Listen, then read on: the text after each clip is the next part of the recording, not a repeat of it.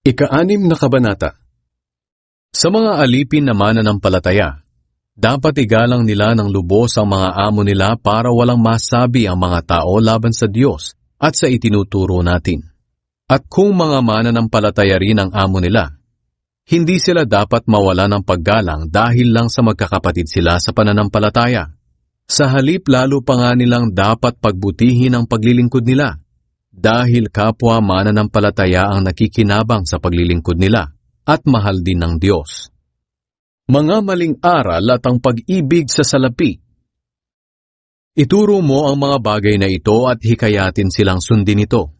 Kung may nagtuturo man ng salungat dito at hindi naaayon sa tamang turo ng ating Panginoong Hesukristo at mga turo tungkol sa pagsunod sa Diyos, ang taong ito'y mayabang, pero wala namang nalalaman.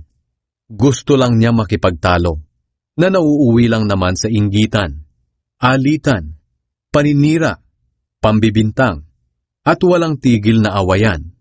Ito ang ugali ng taong baluktot ang pag-iisip at hindi na nakakaalam ng katotohanan. Inaakala nilang ang kabanalan ay paraan ng pagpapayaman.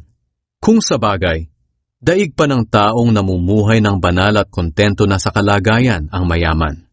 Ang totoo, wala tayong dinala sa mundong ito, at wala rin tayong madadala pag alis dito. Kaya kung mayroon na tayong pagkain at pananamit, dapat na tayong makontento. Ang mga taong naghahangad yumaman ay nahuhulog sa tukso, sa isang bitag ng mapanira at walang kabuluhang mga hangarin, na nagdadala sa kanila sa kapahamakan. Sapagkat ang pag-ibig sa salapi ang siyang ugat ng lahat ng kasamaan. Ang sobrang paghahangad ng salapi ang nagtulak sa iba na tumalikod sa pananampalataya at nagdulot ng maraming paghihinagpis sa buhay nila. Ngunit ikaw bilang lingkod ng Diyos, iwasan mo ang mga bagay na iyan. Sikapin mong mamuhay ng matuwid, banal, may matibay na pananampalataya, mapagmahal, mapagtiis, at mabait sa kapwa. Ipaglaban mong mabuti ang pananampalataya.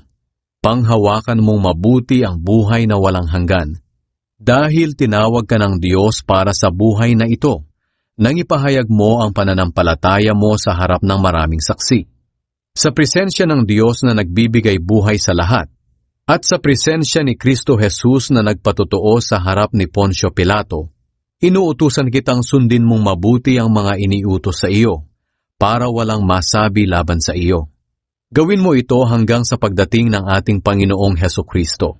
Sa takdang panahon, ihahayag siya ng dakila at makapangyarihang Diyos, ang Hari ng mga hari at Panginoon ng mga Panginoon.